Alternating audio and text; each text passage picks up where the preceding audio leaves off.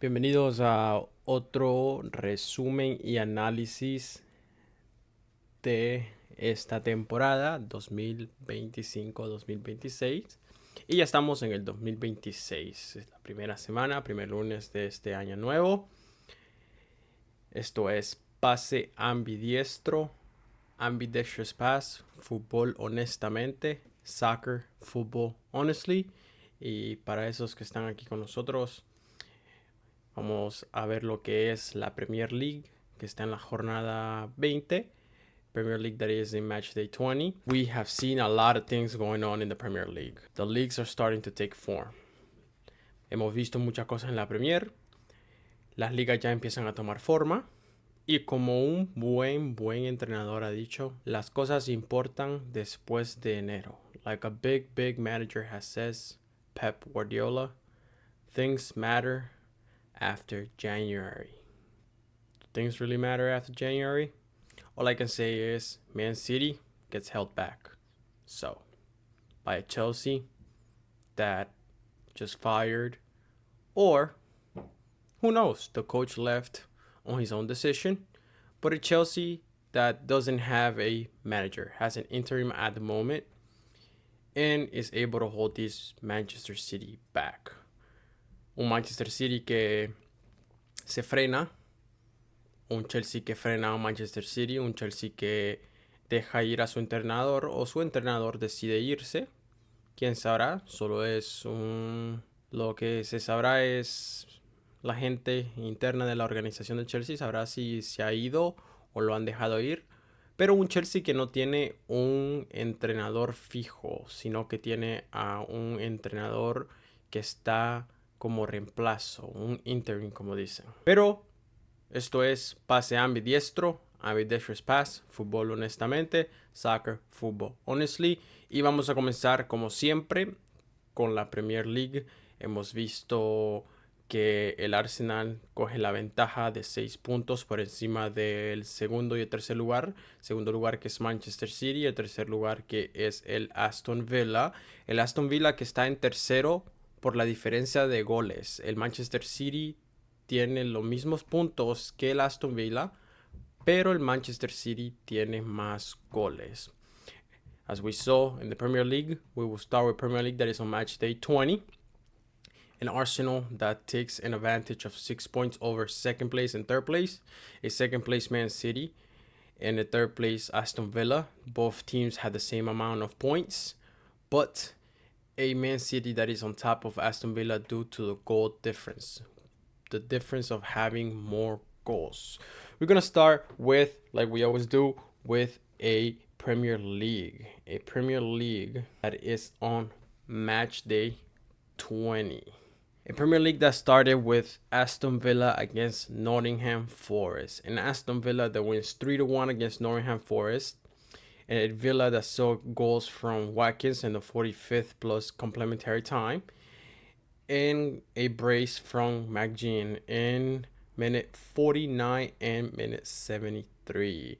And then Forest Ham sees a goal from Gibbs White in minute 61. And Aston Villa that bounced back from their midweek defeat to Arsenal with a clinical performance that saw the temporarily move into second place in the Premier League.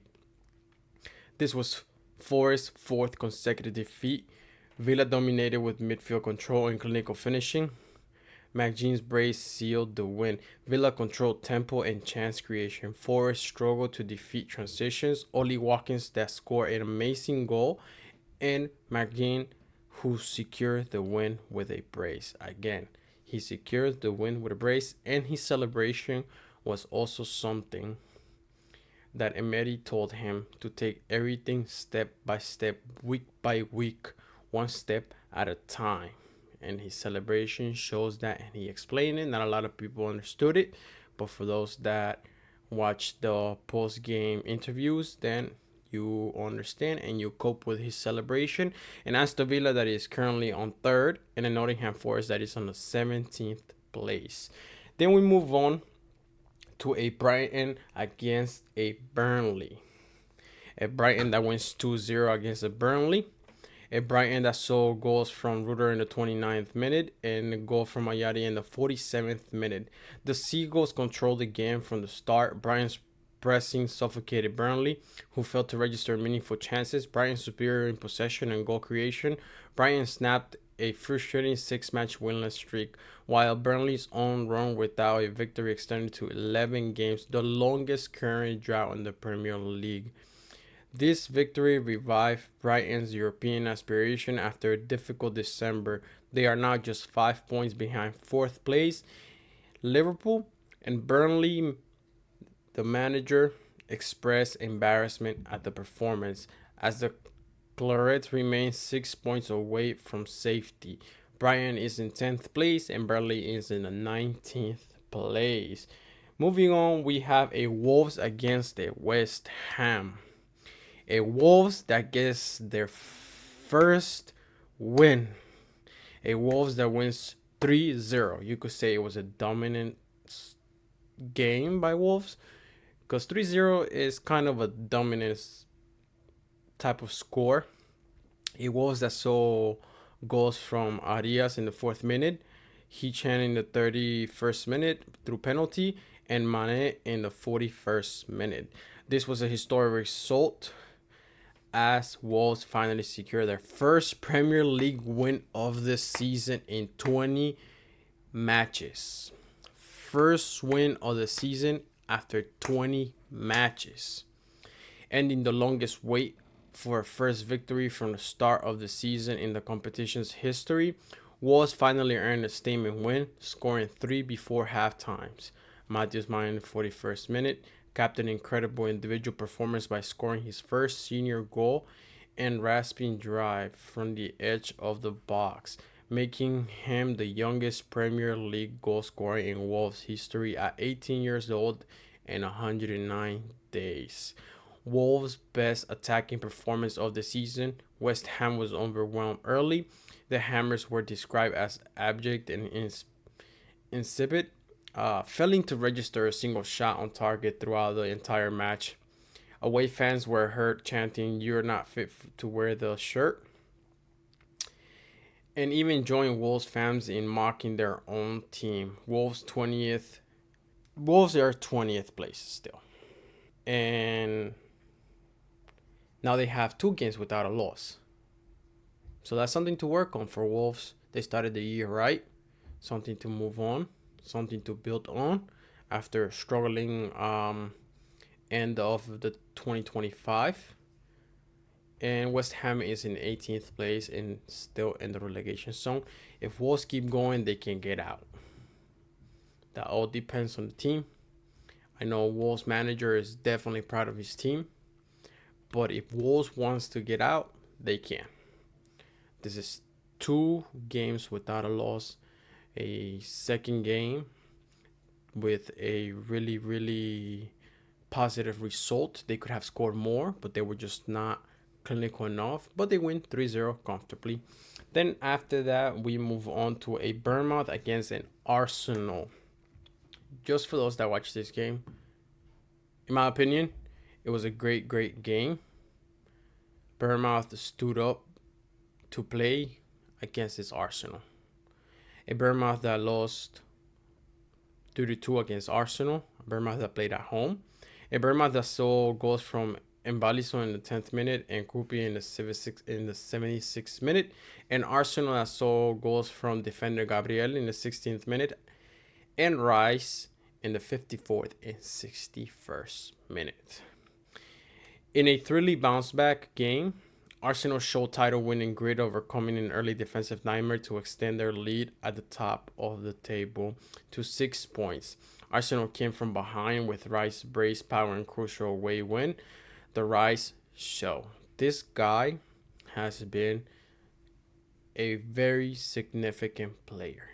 Yes, Arsenal can still perform without him, which is great because your team should not depend on one player.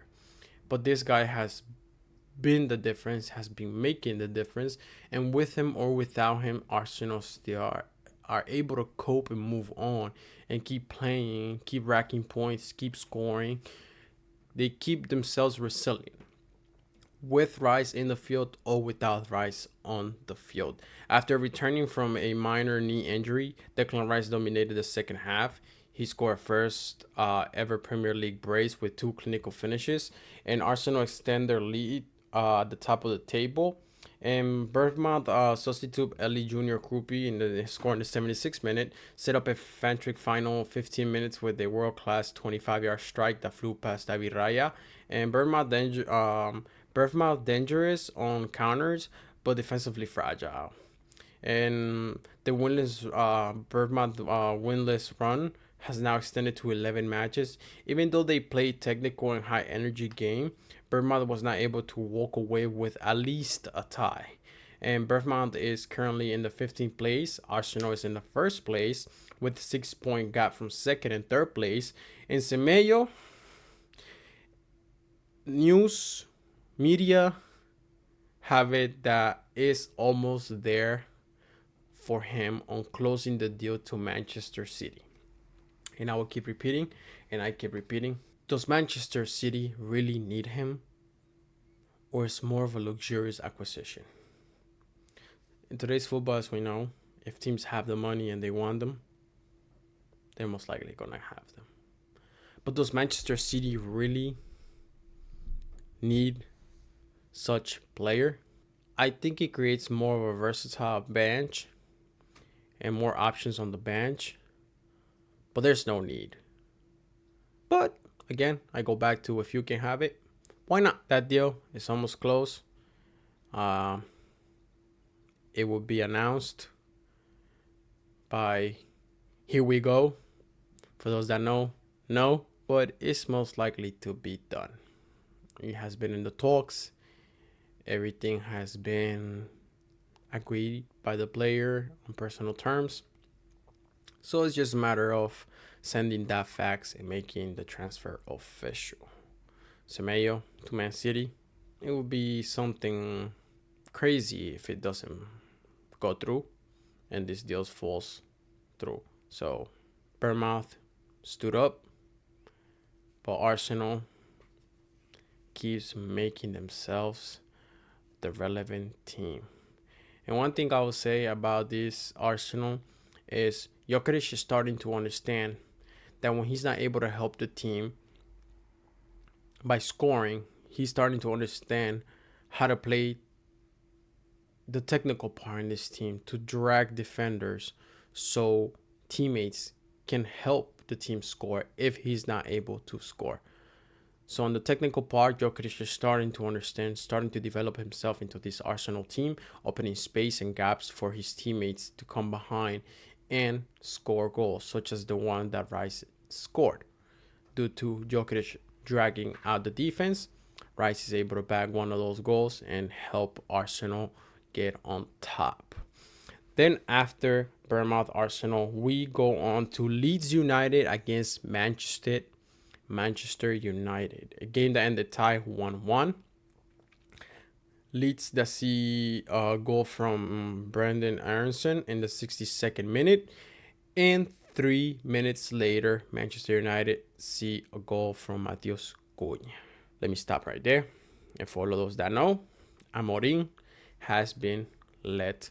After this small summary analysis of this game, we'll get into that Amorim situation. In this game, in a fierce contest that lived up to its rivalry, Ruben Amorim's Manchester United, Manchester United, no more Ruben Amorim's Manchester United.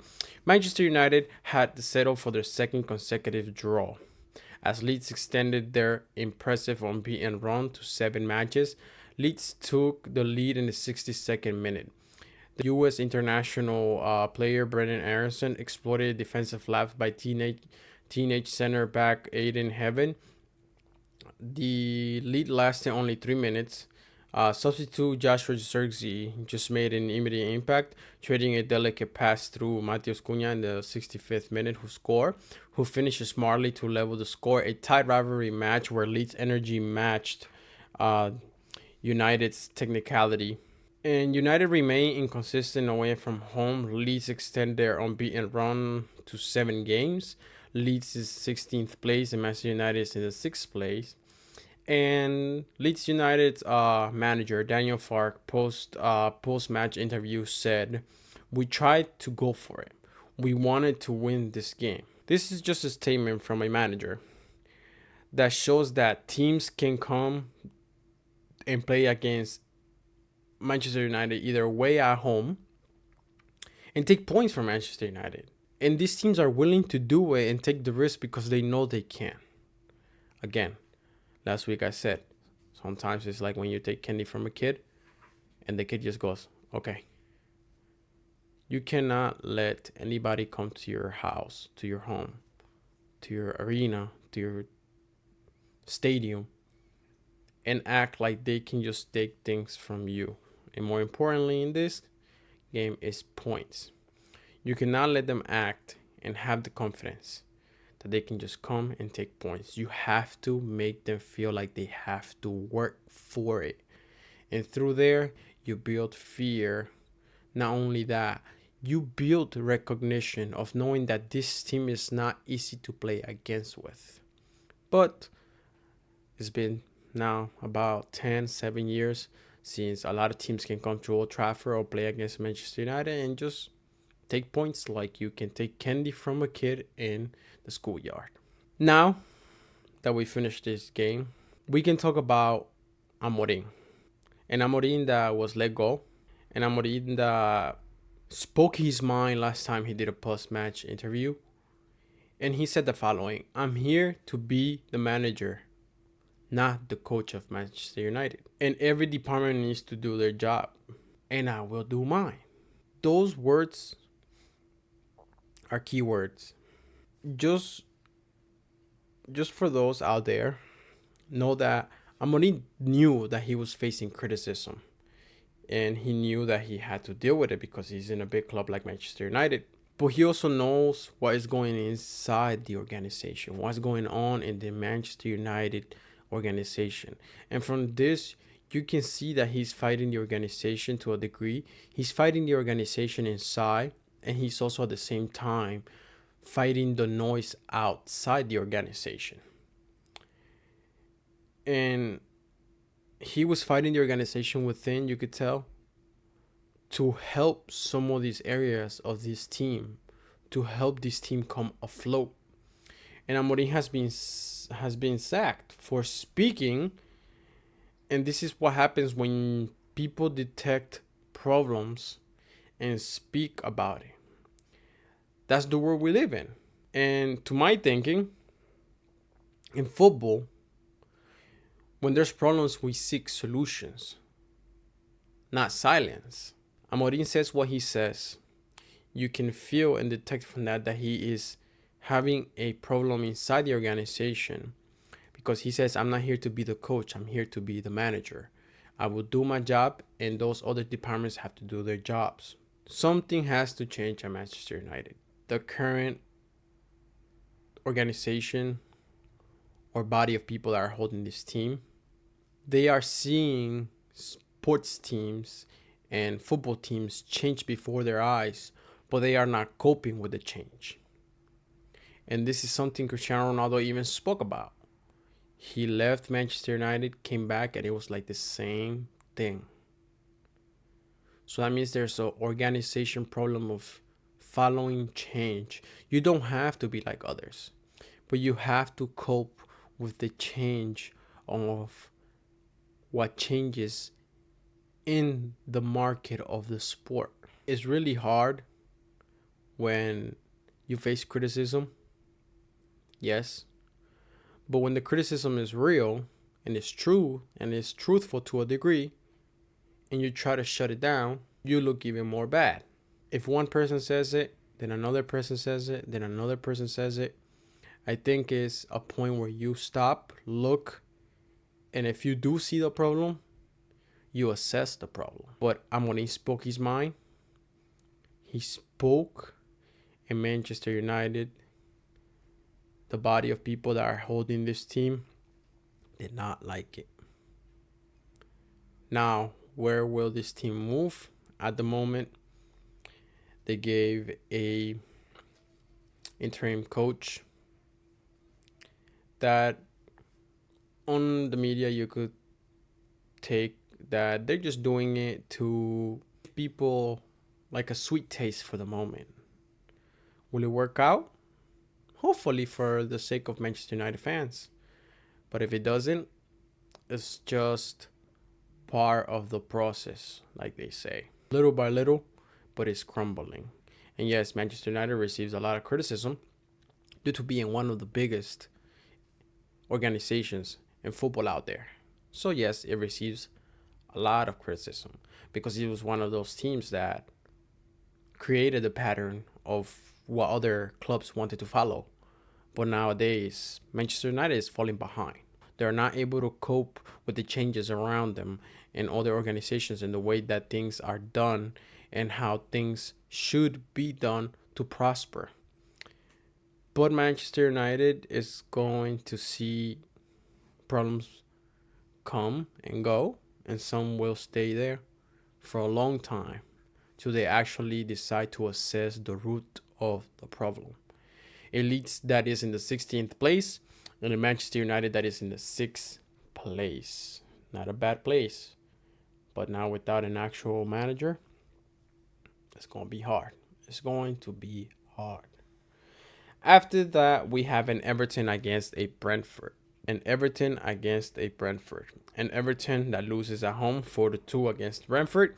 An Everton that sees goal from Beto in the 66th minute and a goal from Barry in the 90th plus complementary time. And the Brentford that sees goals from Thiago, a hat-trick from Thiago in the 11th minute, and then another goal in the 51st minute, and then another goal in the 88th minute, and a goal from Collins in the 50th minute.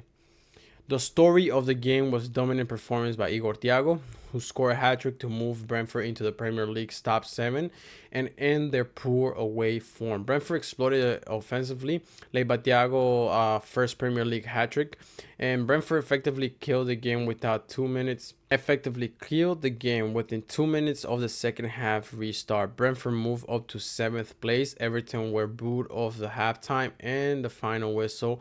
Analysts also pointed out that it was really, really bad defending from James Tarkowski and Michael Keane, as well as the continued struggles of the 35 million summer signing Tyler Dibling. This result snapped their recent defensive solidity and marking their first time they had conceded 4 at home under Davy Moyes this season, and Everton defensive issues just resurfaced. And Everton that is in the 12th place and Brentford that is in the 7th place. Everton is seeing struggles. Everton that it looked like they were starting firm at the beginning, but they just ended up decaying as the season goes. I mean, you still got technically a half, but we'll see where this goes with this Everton. Then after that, we have a Newcastle against Crystal Palace. A Newcastle that wins 2-0 at home against Crystal Palace. A Newcastle that has been really firm at home. And a Newcastle that sees go from Bruno Grimaldish in the 71st minute and a goal from Thea in the 78th minute. A Newcastle that secured their second consecutive win in their first clean sheet in 13 matches, moving into the top of the half of the table. Meanwhile, Crystal Palace winless streaks extended to 7 games. Despite the pressure, Palace remained dangerous on the counter, and debutant Brennan Johnson was signed for £35 million. He looked sharp, and Newcastle controlled the match with Bruno again and decisive in the midfield. After a substitute, Harvey Barnes injected new energy into the attack. Newcastle finally broke through in the 71st minute, and Bruno Guimaraes headed home from close range after a crushing cutback from Louis Miley. Newcastle is strong in duels and territory, and Palace lacked attacking threat. The win moved Eddie Howe's side to 9th place with 29 points, leaving them just 5 points of the Champions League spots as they enter a season defining. And in January, which is this month, they're starting to enter that time, like Guardiola said, when everything matters is after January, during January. And Oliver Glasner's side dropped to 14th place despite a bright debut from Brennan Johnson. The Eagles have not won a match since December 7. Crystal Palace struggling. Newcastle is on the uprising. And Newcastle, that's really strong at home. They have a pretty good record at home defending their ground. Then after that, we have a Tottenham Hotspur against a Sunderland. A Tottenham that sees goal from Ben Davies in the 30th minute. And a Sunderland that sees goal from Brian Broby in the 80th minute. Tottenham began 2026 with more frustration as a late Sunderland equalized, denying them a much needed home win. Spurs dominated the first half, controlled possession, and created sustained pressure, but their inability to kill the game ultimately caused them. Sunderland, resilient and well organized, absorbed Spurs' early intensity and grew into the match. Their late surge was rewarded with a stunning finish from Bobby, extending their impressive unbeaten run and keeping them firmly in the top half race. Pressure increases on Thomas Frank. No doubt that if Tottenham keeps going like this for the next 2 to 3 games in the Premier League, he will be a sentenced manager. What do I mean by that? He will be hearing from the board. No doubt. There's no consistency to this Tottenham. There's no consistency. I have said it since the beginning. Week in, they win. Week out, they lose. Week in, they win. Week out, they tie. Week in, it's just all over the place. Win, tie, loss. And then loss, tie, win. There's no consistency. And again, I say this because all these teams have professional footballers. Yes, there's different quality of footballers in each team, but they are all professional, talented footballers.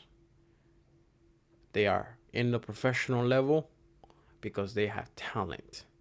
Every single squad has their own quality of talent.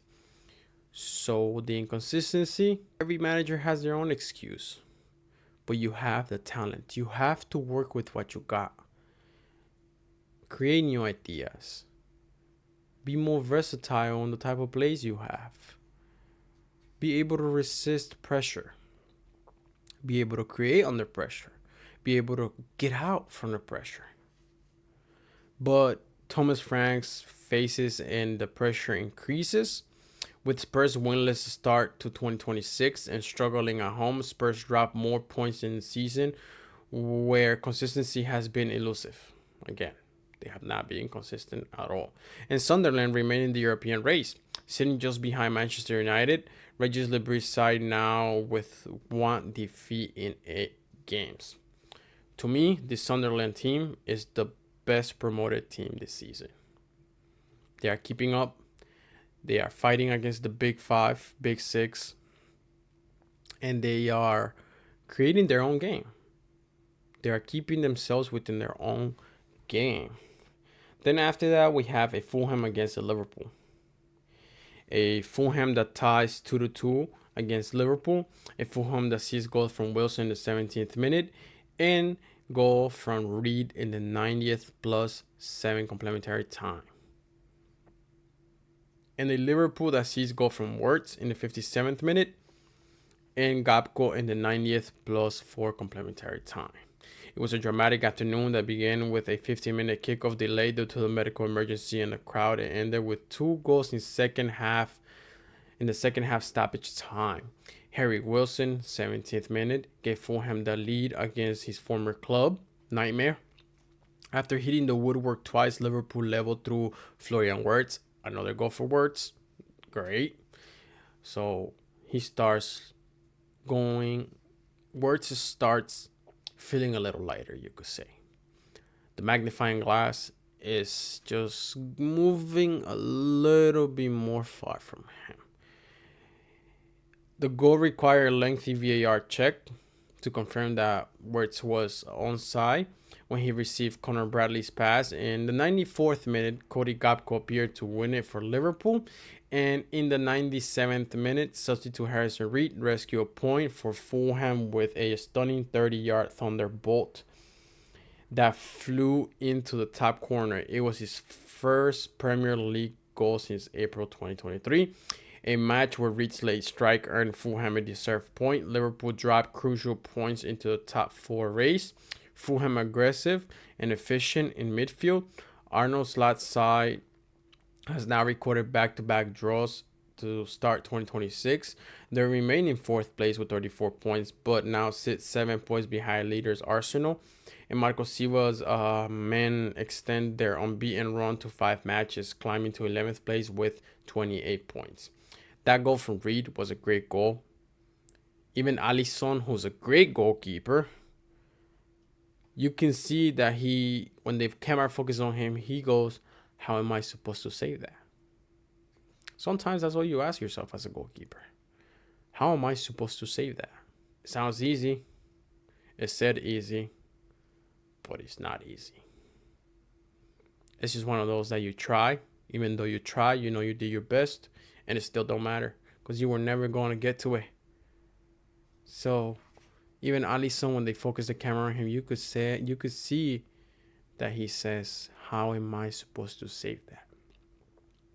A Liverpool that stays tied, a Wirtz that scores another one, and the magnifying glass moves a little bit from his sight, so he doesn't feel the pressure as much.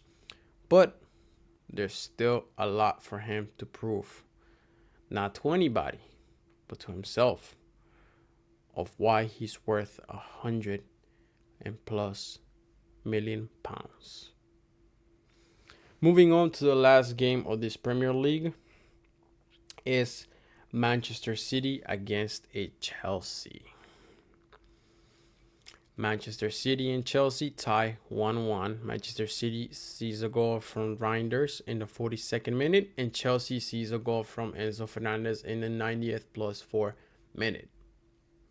Manchester City dropped more ground in the title race after conceding a stoppage time equalizer to a managerless Chelsea side.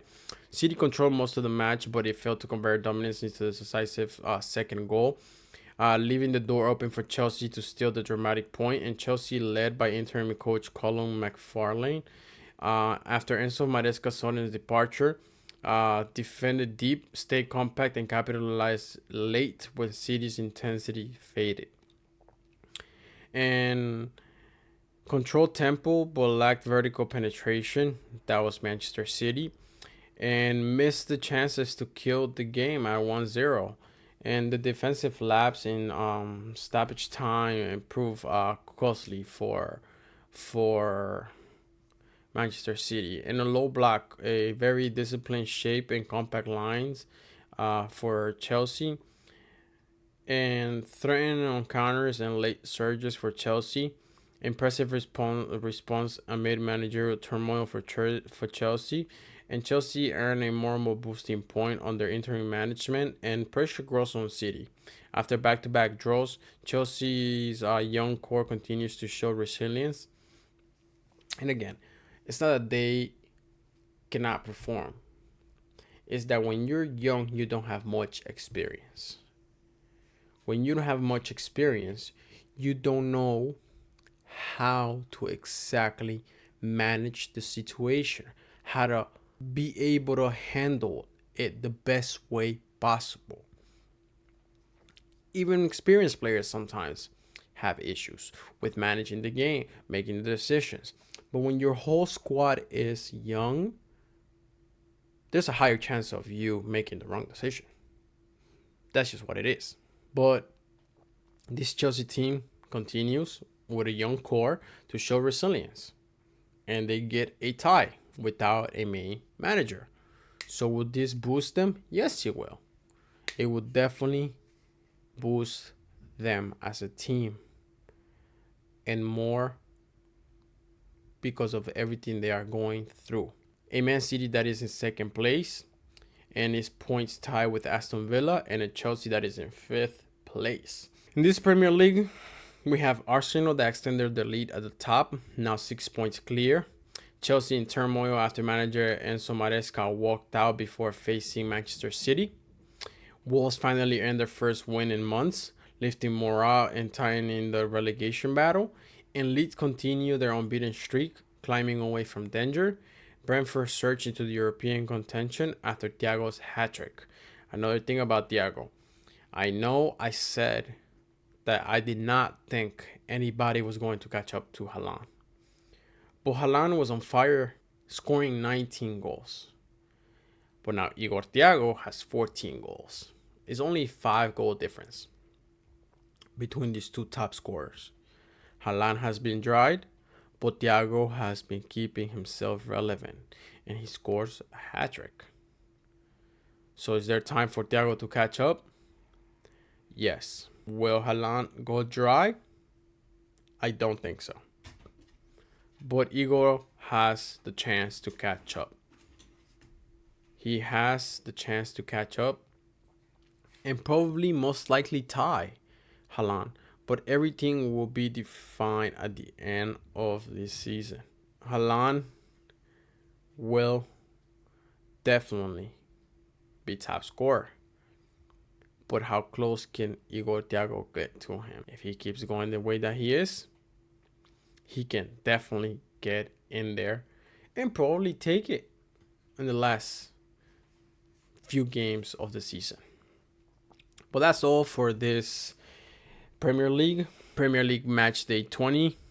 But this is all for today. Esto es todo por hoy. Esto es pase ambidiestro. This is ambidextrous pass. Fútbol honestamente. Soccer, football honestly. Thank you for being here with me.